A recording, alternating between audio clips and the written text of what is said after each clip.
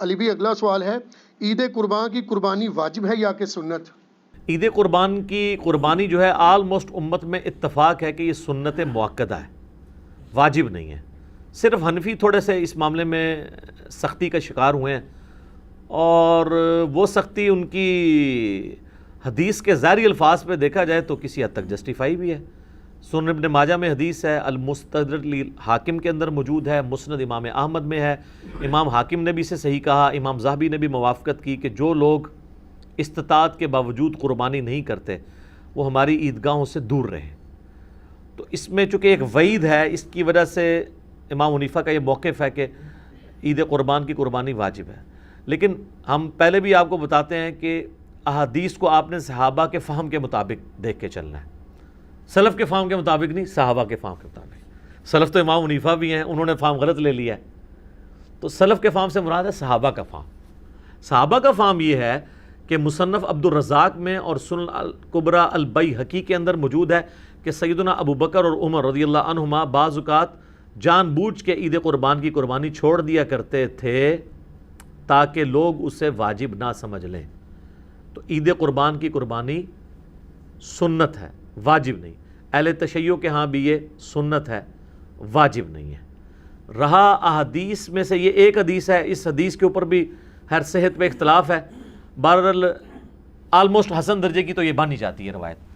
تو وہ ہے نبی علیہ السلام نے ترغیب دلانے کے لیے، جیسے کئی ایک موقعوں پہ آپ علیہ السلام کا جس طرح فرمان ہے کہ یہود و نصارہ کی مخالفت کرو، داڑھیوں کو رنگو، یہ ترغیب دلانے کے لیے۔ ورنہ تو اس حدیث کو روایت کرنے والے جابر بن عبداللہ اور ان سے بھی بڑھ کے مولا علی علیہ السلام نے داڑھی نہیں رنگی، سفید ہی رکھی ہے، جواز کی حد تک یہ جائز ہے۔ تو یہ واجبیت کے درجے میں نہیں ہے، سنت کے درجے میں۔ لیکن جس شخص کو اللہ تعالیٰ نے استطاعت دی ہے اسے ضرور قربانی کرنی چاہیے۔ میں یہ باتیں اس لیے نہیں کہہ رہا، اللہ کا شکر ہے کہ میں نے یعنی جب سے اس اعتبار سے یعنی صاحب استطاعت ہوں کہ میں نے خود سے کمانا شروع کیا ہے، یعنی 15 سال سے زیادہ ہو چکے ہیں، تو میری تو کسی سال میں بھی قربانی مس نہیں ہوئی ہے۔ نبی علیہ السلام نے بڑے اہتمام کے ساتھ کیا ہے، حتیٰ کہ آپ صحیح مسلم میں جو آپ کے آخری حج کی حدیث ہے 2950، جس میں آپ کا فرمان ہے کہ میں اپنے بعد تم میں وہ چیز چھوڑ کے جا رہا ہوں جسے مضبوطی سے پکڑ لوگے کبھی گمراہ نہیں ہوگے، وہ اللہ کی کتاب ہے۔ مسلم میں صرف اللہ کی کتاب کا ذکر ہے۔ سنت والی حدیث حاکم کے اندر ہے، وہ بھی حسن درجے میں ہے۔ اور رہی غدیر خم کی حدیث، وہ تو حجۃ الوداع کے موقع پہ نہیں بلکہ واپسی پہ خم نامی گاؤں میں، وہ مسلم شریف میں ہے 6225 سے 6228۔ تو بخاری مسلم میں جو حدیث ہے 2950 2950 2950 جابر بن عبداللہ سے، وہ بڑی رکت انگیز حدیث ہے۔ جابر بن عبداللہ آلموسٹ نابینا ہو چکے ہوتے ہیں، تو امام باقر ان کو ملنے کے لیے جاتے ہیں، تو ان کو بتایا جاتا ہے کہ حضور کا بچہ ہے آپ کے پاس، امام باقر حضرت حسین کے پوتے، تو وہ ان کو اپنے پاس بٹھاتے ہیں، تو حضرت امام باقر اس حدیث کو روایت کرتے ہیں، اور امام باقر سے امام جعفر صادق نے بیان کی ہے، اور 2 واسطوں سے امام مسلم نے لی ہے۔ تو امام باقر کہتے ہیں کہ جابر بن عبداللہ میرے یہ سامنے کے بٹن کھولتے ہیں اور میرے سینے پہ یوں ہاتھ رکھتے ہیں اور کہتے ہیں تم میرے نبی کے بیٹے ہو، تم مجھ سے جو پوچھنا چاہتے ہو پوچھو۔ تو وہ کہتے ہیں میں آپ سے پوچھنے آیا ہوں کہ نبی علیہ السلام نے حج کس طرح کیا تھا۔ تو وہ حج کی آلموسٹ 7-8 صفحوں پہ لمبی حدیث ہے، مسلم شریف میں 2950 اور مشکات میں دوسری جلد میں حج کے چیپٹر میں پہلی حدیث یہ ہے نبی علیہ السلام کے حج پہ۔ یہ امام باقر نے روایت کی ہے، ان سے امام جعفر نے سنی ہے، اور پھر بعد میں 2 واسطوں سے امام مسلم نے لی ہے۔ اس میں الفاظ ہیں کہ یمن سے نبی علیہ السلام نے 100 اونٹ منگوائے حجۃ الوداع کے موقع پر، 63 اونٹ آپ نے اپنے مبارک ہاتھوں سے نہر کیے ایک حج کے موقع پہ، 63 اونٹ، اور یہ حضور اپنی طرف سے کر رہے ہیں، اور باقی 37 جو ہیں وہ مولا علی کو کہا کہ تم نے کرنے ہیں۔ تو 63 میں اشارہ تھا کہ آپ کی چونکہ زندگی مبارک کے 63 سال ہیں، آپ نے پورے سال ایک سال کی قربانی ایک ہی دفعہ کی ہے۔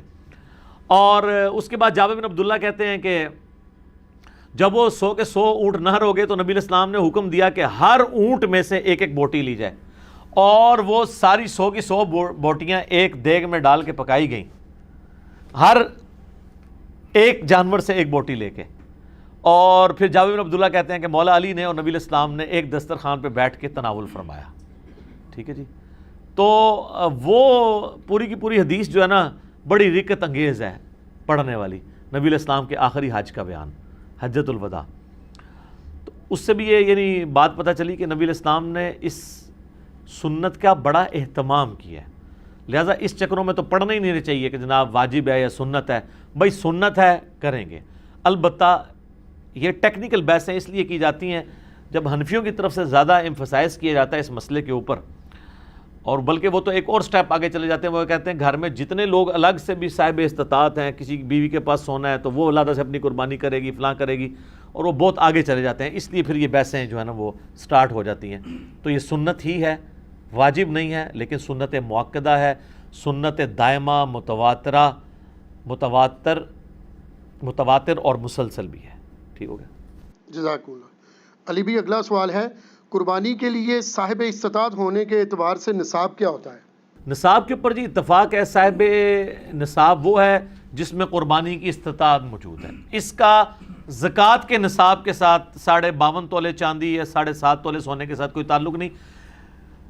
ایک غریب آدمی ہے, قربانی کے دنوں میں اس کے پاس مال آ جاتا ہے, تو وہ قربانی کے اعتبار سے صاحب استطاعت ہے, وہ قربانی کر سکتا ہے. کر سکتا ہے لفظ میں اس لیے بول رہا ہوں چونکہ واجب نہیں ہے. میں یہ نہیں کہوں گا کہ وہ ضرور کرے, پھر تو واجبیت ہو جائے گی نا. تو میں نے آپ کو پہلے اس پہ بحث کر چکا ہوں. تو وہ صاحب استطاعت ہے, ضرور کرے. جہاں ہم اتنے اور خرچے کرتے ہیں تو قربانی کیوں نہ کرے. تو اس کے لیے آپ کے پاس قربانی کا خرچہ ہونا ضروری ہے. اب قربانی کا خرچہ بھی ظاہر ہے, اگر آپ اونٹ قربان کر رہے ہیں وہ تو 1.5-2 لاکھ روپے کا, اگر حصہ بھی ڈالتے ہیں تو آلموسٹ آج کل 18 سے 20 ہزار ہے. گائے کا 13 سے 15 ہزار ہے, اور بکرا لیں گے تو کم از کم بھی کوئی بہت بھی چھوٹے سے چھوٹا بھی دوندا بکرا ملا آپ کو تو 25 ہزار سے کم تو نہیں ملنے کا. اللہ ہے کہ بہت آپ انٹیریئر پنجاب میں کہیں جنوبی پنجاب چلے جائیں تو پھر بھی 20-25 ہزار کا تو بکرا چاہیے. تو اتنی رقم آپ کے پاس اگر رقم آ جاتی ہے تو بجائے اس کو اور معاملات میں خرچ کرنے کے اور جا کے ایک کوئی LED سکرین کو 50 انچ کی اٹھا کے لے آئیں آپ گھر میں, پہلے بھی ہو 32 والی, وہ چھوٹی لگ رہی ہو, پیسے آ جائیں, کمیٹی نکلے تو یہ چیزیں چھوٹی لگنی شروع ہو جاتی ہیں. تو اس کی بجائے قربانی کریں. آپ کیوں ان معاملات کے اوپر پیسے ضائع کرتے ہیں؟ پیسے ان کاموں میں ڈالیں. ٹھیک ہو گیا, جزاک اللہ. علی بھی اگلا سوال ہے, اگر ایک خاندان میں ایک سے زیادہ لوگ مالی طور پر استطاعت رکھتے ہوں تو سب لوگوں کو الگ الگ قربانی دینا ہوگی یا ایک خاندان کی جانب سے ایک قربانی کر دینا ہی کافی ہے؟ بہتر ہے جی سب الگ الگ دیں. دیکھیں یہ فضیلت ہے, ہر بندے نے اپنی قبر میں جانا ہے, وہ اللہ کے حضور کیوں نہ قربانی لے کے جائے. ان صلاتی و نسکی و محیای و مماتی للہ رب العالمین. رہا شرعی مسئلہ تو یہ ہے کہ ایک خاندان کی طرف سے ایک قربانی کافی ہے. وہ سنن ابن ماجہ میں بھی اور جامع ترمذی میں حدیث موجود ہے. ابو ایوب انصاری رضی اللہ تعالیٰ عنہ سے جب پوچھا گیا تو انہوں نے فرمایا کہ ہم نبی علیہ السلام کے زمانے میں ایک خاندان کی طرف سے ایک ہی بکری قربان کیا کرتے تھے. پھر بعد میں جب لوگ باہم دولت میں ایک دوسرے پہ فخر کرنا شروع کر دیا تو پھر ایک سے زیادہ لوگ جانور قربان کرنا شروع کر دیا لوگوں نے. اور ایک اور حدیث ہے سنن ابن ماجہ میں بھی, المستدرک للحاکم میں, ایک اور صحابی کہتے ہیں کہ ہم تو ہمیشہ سے پورے خاندان کی طرف سے ایک ہی جانور قربان کیا کرتے تھے, بکری یا بکرا, اور لیکن اب میرے گھر والے مجھے اکساتے ہیں تو ہم یعنی ایک دوسرے پہ روب ڈالنے کے لیے کہ ہمسایوں نے تو 3 بکرے دیے ہیں, تم کیوں ایک. یہ صحابہ کے زمانے میں بھی ہے. سر یہ جو ہائری پیڑی ہے جو ہم کہتے ہیں نا, اس پیڑی نے تیار نہ کرتا, یہ وہ جو ایک خاندانی ٹسل ہے یہ. تو وہ صحابی کہتے ہیں اب مجبوراً ہمیں اپنے گھر والوں کے اکسانے کے الفاظ ہیں, اکسانے پہ ہم بھی 1-2 بکرے زیادہ کر دیتے ہیں, ورنہ شرعی مسئلہ یہی ہے کہ ایک خاندان کی طرف سے ایک قربانی. یہ خاندان سے مراد ایک چولہا ہے. ایک چولہا اس اعتبار سے کہ میاں بیوی بچے. اب آپ کو گھر ایسا لے آئیں کہ جہاں پہ 5 فیملیز رہ رہی ہیں اور چولہا ایک ہو تو وہ آپ کہیں گے ایک قربانی نہیں, وہ 5 خاندان ہے. چولہا عموماً بولا جاتا ہے اس اعتبار سے کہ ایک کوئی مرد ہے, اس کی بیوی اس کے ساتھ ہے, اس نے ماں باپ بھی اپنے ساتھ رکھے ہوئے ہیں, ایک ہی چولہے سے کھا رہے ہیں, تو وہ اس اعتبار سے ایک خاندان ہے. تو لیکن اگر 5 خاندان ایک جگہ پہ رہ رہے ہیں اور وہ دیگ پکاتے ہیں اور وہ کہیں چولہا ہمارا ایک ہے, تو دیگ پک رہی ہے تو سر ایک گائے بھی لے سکتے ہیں وہ 5 مل کے 5 حصے اس میں رکھ لیں. 5 تو خیر کم سے کم ہے, زیادہ سے زیادہ 7 ہے. اچھا یہ بھی بات لوگوں میں مشہور ہے کہ جی 7 ضروری پورے کر رہے ہیں, نہیں, 7 زیادہ سے زیادہ. ایک بندہ بھی ایک گائے دے سکتا ہے, 2 بندے بھی مل کے ایک گائے دے سکتے ہیں. بکرا نہیں, 2 بندے مل کے دے سکتے گائے. تو اگر 5 گھر میں خاندان ہے ویسے خرچے ان کے علیحدہ ہیں، صرف ایک چولہا اکٹھا ہونے سے یہ نہیں ہوگا کہ ایک خاندان بنے گا. اب یہ تو نہیں ہے کہ بھی ایک بھائی کی سالی کی شادی آئی ہے تو دوسرا بھائی اس کے بچوں کو وہ بوٹ لے کے دے رہا ہے اور ساتھ جوڑا لے کے دے رہا ہے، وہ اپنے باقی خرچے بھی تو کر رہے ہیں نا. تو اس اعتبار سے اگر میاں بیوی بچے یہ ایک خاندان ہے، ٹھیک ہے، چاہے وہ 5 بھائی اکٹھے رہ رہے ہیں، چولہا اکٹھا جل رہا ہے، پھر بھی وہ 5 خاندان تصور ہوں گے. ہر ایک خاندان کو اپنی قربانی الگ سے دینی چاہیے اور اس سنت کے اوپر عمل کرنا چاہیے. ایک خاندان کی طرف سے ایک قربانی کر لینا کافی ہے. ٹھیک ہے.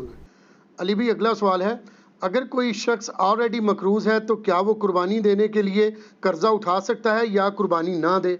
قربانی کیوں نہ دے جی، کروڑ پتی لوگ بھی مقروض ہیں. یہ بڑے بڑے فیکٹریوں کے مالکوں سے آپ پوچھیں، انہوں نے کروڑوں میں قرضے اٹھائے ہوئے ہیں. وہ ایکویٹی تو ان کی 40% ہے، 60% تو ڈیٹ انہوں نے بینکوں سے اٹھایا ہوا ہے. وہ تو سب سے پہلے تو ان کی قربانی ساقط ہو جائے گی جو امریکن بیل چپ فٹ شدہ جو ہے منگوا کے یہاں پہ قربان کر رہے ہیں. اگر آپ ان کو دیکھیں مقروض وہ بھی ہیں. یہ قرضہ جو ہے یہ عارضی قرضہ ہے. یہ اس قرضے کو وہ قرضہ نہیں کہا جاتا کہ جس کی بنیاد پہ قرضہ یہ ہے کہ ایک بندہ قرضے کے تلے اس طرح دب گیا کہ اس کی 2 وقت کی روٹی محال ہو گئی ہے اور وہ روکی سوکی کھا کے گزارا کر رہا ہے، اس کو مقروض کہا جاتا ہے. کروڑ پتی لوگوں کو مقروض نہیں کہا جاتا. وہ تمہارے پرائم منسٹر صاحب بھی کہتے ہیں اتنی تنخواہ لے کے بھی کہ میرا مشکل سے چولہا جلتا ہے. تو قربانی تو پرائم منسٹر میں بھی کوئی نہیں بن رہی ہوگی. اس طریقے سے اگر دیکھا جائے بڑے بڑے فیکٹری آنرز جو ہیں تو وہ اس طرح نہیں ہے. قرضہ اٹھا کے آپ کریں. یہ کمیٹی آپ نے قرضے ہی تو ڈالی ہوتی ہے، کمیٹی ڈال لیں. سالی کی شادی کے لیے ڈالتے ہیں، بھائی کی شادی کے لیے ڈالتے ہیں کمیٹیاں، اور وہ جوتیاں اور کپڑے ہوں تب بھی نئے لے کے دیتے ہیں بچوں کو. اس کا خرچہ نکالیں تو ایک بیل میں حصہ ڈالنے سے تو کم ہی بنتا ہے. یہ بیل میں حصہ ڈالنا تو اس سے کم ہی بنتا ہے.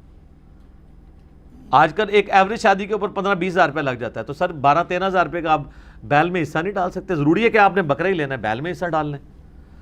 تو یہ جو آپ نے کمیٹی بھی ڈالی ہوتی ہے، اگر ایک سپوز لاکھ روپے کی آپ کی کمیٹی نکلی ہے، تیسری یا چوتھی، اور 10,000 روپیہ مہینہ ہے، تو چوتھی آپ نے کمیٹی جب لے لی ہے تو آپ نے ابھی تک تو 40,000 اس کو جمع کروائے ہیں نا کمیٹی والے کو. 60,000 تو آپ نے بعد میں کرانے ہیں، لیکن لاکھ روپے آپ نے پہلے ہی اٹھا لیا ہے. تو 60,000 کے تو آپ بھی مقروض ہیں. تو پھر تو دنیا میں کوئی بندہ ہی نہیں بچے گا. لوگ اتنے بولے بن کے نہ وہ کہتے ہیں. کئی لوگ پوچھ رہے تھے جی قرضہ بھی ہے، زکوٰۃ بھی دینی ہے، قرضہ بھی جو مائنس کریں گے، اور مائنس بھی کتنے الٹے طریقے سے کرتے ہیں. اس طریقے سے تو الٹا اس کو زکوٰۃ دینی پڑ جائے گی. وہ پتہ کس طرح کر رہے ہوتے ہیں؟ مثلا ایک بندے کا کاروبار ہے 1 کروڑ روپے کا، 40 لاکھ روپیہ اس کا اپنا تھا سرمایہ، 60 لاکھ اس نے بینک سے اٹھایا قرضہ. کتنا ہو گیا؟ 1 کروڑ. اب وہ جب حساب کرنے لگتا ہے نا سال بعد، وہ کہتا ہے جی میں نے 1 کروڑ روپیہ کاروبار میں لگایا ہوا ہے، تو 1 کروڑ کی زکوٰۃ جو ہے وہ کیسے نکالی؟ وہ پھر کہتا ہے کہ دیکھیں جی میرا تو اپنا تھا 40، 60 میں نے بینک سے اٹھایا، تو 60 میں سے 40 نکل گئے، تو 20 لاکھ کا تو میں ابھی بھی مقروض ہوں. تو میں تو مقروض ہوں، میں کیوں زکوٰۃ دوں گا؟ حالانکہ وہ بیوقوف بھول جاتا ہے کہ کاروبار میں اس نے 1 کروڑ لگایا ہوا ہے. یہ 60 لاکھ 1 کروڑ میں سے مائنس ہونے ہیں، 40 لاکھ میں سے نہیں مائنس ہونے. 40 لاکھ تو اس کا اپنا تھا نا، 60,000 اس نے قرضہ اٹھایا، تو ٹوٹل کتنا ہوا؟ 1 کروڑ. اب کاروبار میں 1 کروڑ لگا ہوا ہے، 1 کروڑ میں سے 60 لاکھ مائنس ہونا ہے. اپنے 40 جو بھی وہ 60 کاٹ دیتے. ٹھیک ہے. ویسے ماشاءاللہ آپ ان کو دیکھیں، ان پڑھ چٹے ان پڑھ ہے، کروڑوں کا بزنس کر رہے ہیں. آپ کو جناب زبانی پورے دن کا حساب کتاب بتا دیں گے، اور نام نہیں اپنا لکھ سکتے. کاروبار میں اتنے تیز ہیں. دعائے قنوت پھر بھی نہیں یاد ہوگی ان کو. جنازے تو ویسے ہی نہیں آتا نا، غور پہ ہے کوئی اور. تو یہ سارے بہانے ہیں جی قربانی کے. میں تو پوری کوشش کرتا ہوں کہ اس کے اوپر لوگوں کو ترغیب دلائی جائے کہ قربانی نہ مس کریں. سر یہ بہت بڑی نعمت ہے. آپ قیامت والے دن اور کچھ نہیں ہے تو حضرت ابراہیم علیہ السلام سے سفارش کے لیے عرض کر سکتے ہیں. ان کی سنت کو زندہ رکھا، ان کی سنت آپ نے زندہ، سنت ابراہیمی کو زندہ رکھا. کوئی ایک نیکی اپنے ساتھ رکھیں اور اچھی چیز قربان کریں، ریاکاری کے لیے نہیں. جس طرح وہ یہ بھی دیکھیں آپ، یہ ٹی وی چینلز پہ شروع ہو جائے گا. وہ کراچی میں ایک بندہ ہے، وہ جناب بچپن میں ایک بیل اوپر 30 منزل پہ 4تھی منزل پہ چڑھا لیتا ہے، پھر وہ کرین آتی ہے اس کو اتارنے کے لیے. اس طریقے سے ایک بندہ ہے وہ جناب امریکن بیل منگواتا ہے، اس میں چپیں فٹ ہوئی ہوتی ہیں. تو اگر یہ وہ اللہ کے لیے اچھا جانور دینا بہت اچھی بات ہے، لیکن اس کی نمائش نہیں ہونی چاہیے. ریاکاری ہوئی تو اعمال برباد ہونے کا خدشہ ہے۔ مسند احمد میں حدیث ہے جس نے دکھلاوے کے لیے نماز پڑھی اس نے شرک کیا، حالانکہ پڑھی نماز ہے، دکھلاوے کے لیے روزہ رکھا اس نے شرک کیا، اور دکھلاوے کے لیے اللہ کی راہ میں صدقہ کیا، یہ صدقہ ہی ہے نا اللہ کی راہ میں قربانی کرنا، تو اس نے شرک کیا۔ اور جو مسلم شریف میں حدیث ہے کہ قیامت والے دن ایک سخی کو، ایک شہید کو، ایک قاری کو بلایا جائے گا، اللہ تعالیٰ تینوں کو اپنی نعمتیں گنوائے گا، تو پوچھے گا تو نے میرے لیے کیا کیا؟ شہید کہے گا یا اللہ جان دے دی اور کیا کرتا، اس سے بڑی کیا بات تھی؟ اللہ کہے گا اس لیے دی کہ لوگ تجھے بہادر کہیں، لہٰذا دنیا میں تیری بڑی تعریف ہوئی ہے، اوندھا منہ کر کے دوزخ میں۔ سخی کو اللہ تعالیٰ پوچھے گا، کہے گا یا اللہ میں نے تو اتنا کچھ خیرات کیا، میں تو مسجد کی ٹوٹیوں کے اوپر نیم پلیٹ بھی لگوائی کہ فلاں سیٹ صاحب نے یہ وضو خانہ اور ٹائلٹ بنوایا ہے، اور بھی تو یقین نہیں آتا بریکٹائچ، تو اللہ تعالیٰ مائے گا یہ تو اس لیے کہا کہ لوگ اس تیری تعریف کریں، کر لی گئی، جا دوزخ میں تم، میرے پاس کوئی اجر نہیں۔ اور اس طریقے سے قرآن کے قاری کو کہا جائے گا تو نے اس لیے کیا کہ لوگ تیری تعریف کریں، تو بہت بڑا لامہ ہے۔ تو تجھے دنیا میں لوگوں نے ماشاءاللہ اتنی مدہ ذلہ دامت برکاتم عالیہ اور حافظہ اللہ، آیت اللہ، یادگار